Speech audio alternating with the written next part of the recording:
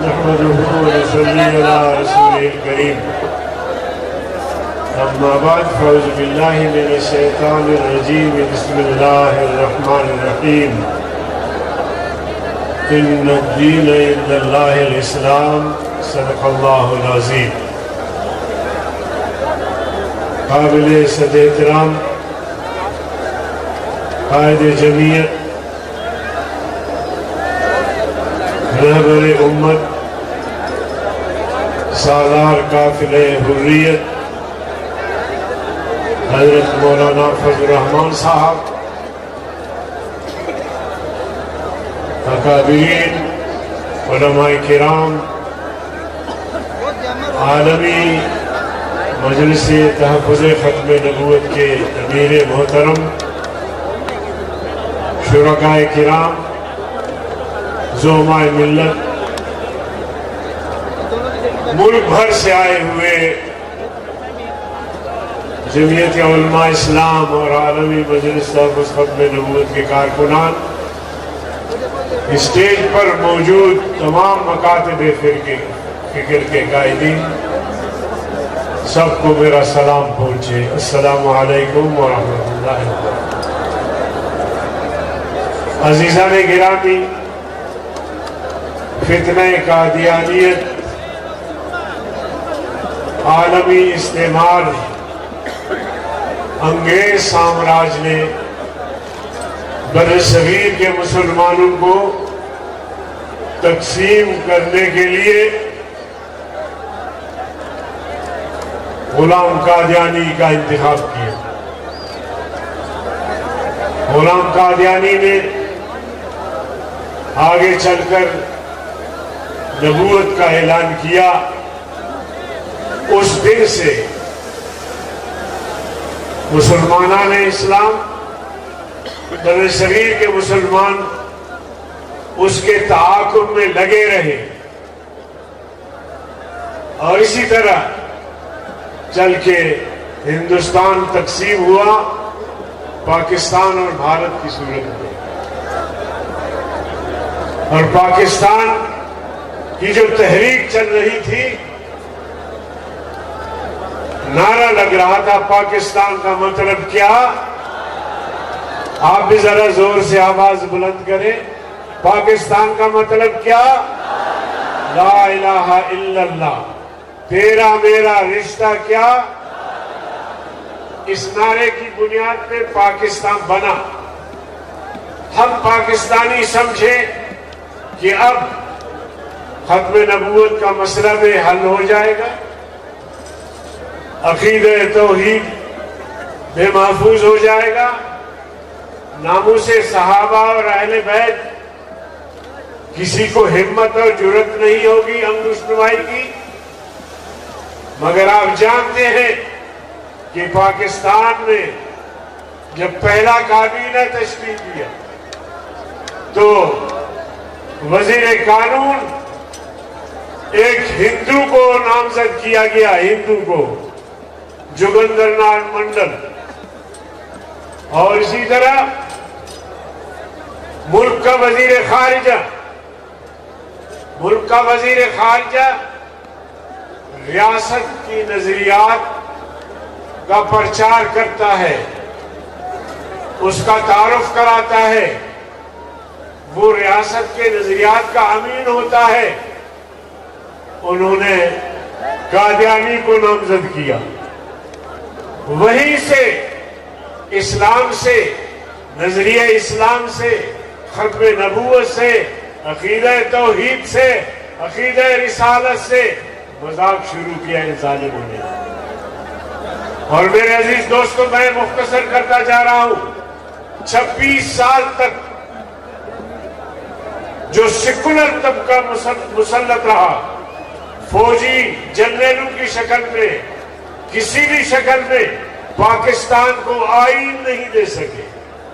26 سال تک پاکستان بغیر آئین کے چلتا رہا، بے آئین پاکستان۔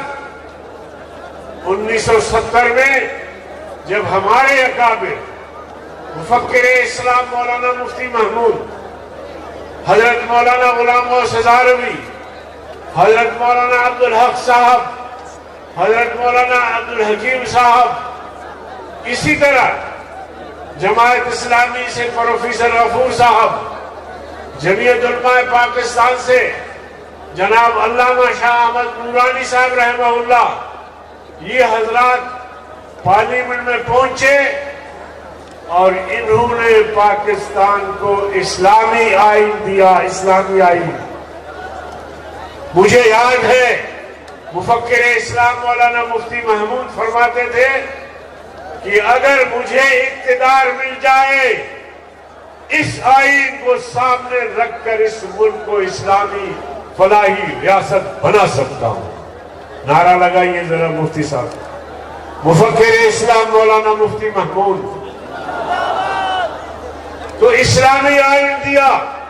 1974 میں جب تحریک چلی، حالانکہ اس سے پہلے بھی تحریکیں چلتی رہی، 10,000 لوگ ایک تحریک میں شہید ہوئے، مسئلہ حل نہیں ہوا۔ جب میرے اکابر پارلیمنٹ میں پہنچے، انہوں نے مرزا ناصر کو پارلیمنٹ میں طلب کیا۔ پارلیمنٹ کے اراکین نے اس کی شکل و صورت دیکھی تو حضرت مفتی صاحب فرماتے تھے کہ مجھ سے پوچھتے تھے کہ یہ شخص بھی کافر ہو سکتا ہے، مگر مفکر اسلام مولانا مفتی محمود نور اللہ مرقدہ نے اور ان کے ساتھیوں نے دلائل و براہین سے یہ ثابت کر دیا کہ غلام محمد قادیانی اور وہ ٹولہ پورے کا پورا کافر ہے۔ اور پھر پارلیمنٹ نے متفقہ طور پر قادیانیوں کو غیر مسلم اقلیت قرار دیا گیا اور یہ لکھ دیا گیا کہ کوئی قادیانی آج کے بعد کسی کلیدی اسامی پر نہیں آ سکتا۔ آئین میں لکھ دیا گیا کہ قادیانی شعائر اسلام استعمال نہیں کر سکتے، مگر اس دن سے آج تک قادیانی نے پارلیمنٹ کے اس متفقہ فیصلے کو تسلیم نہیں کیا، بلکہ قرآن کریم میں بھی تحریف کر رہے ہیں اور اپنے آپ کو مسلمان شو کر رہے ہیں۔ اور اسی طرح میرے عزیز دوستو، بعض لوگ کہتے ہیں کہ پارلیمنٹ نے کیا کیا؟ پارلیمنٹ نے تو سارا کچھ کیا ہے۔ زرداری صاحب کے دور میں ناموس رسالت کے قانون میں ترمیم کی بات ہوئی، آسیہ مسیح گرفتار تھی، گورنر صاحب نے یہاں کہہ دیا کہ ناموس رسالت کے قوانین نعوذ باللہ یہ کالے قوانین ہیں۔ ہم نے اس کو کچھ نہیں کہا، اس کے اپنے گنمین نے اس کو ٹھکانے پہنچا دیا۔ میں مختصر کرتا ہوں۔ پھر جناب والا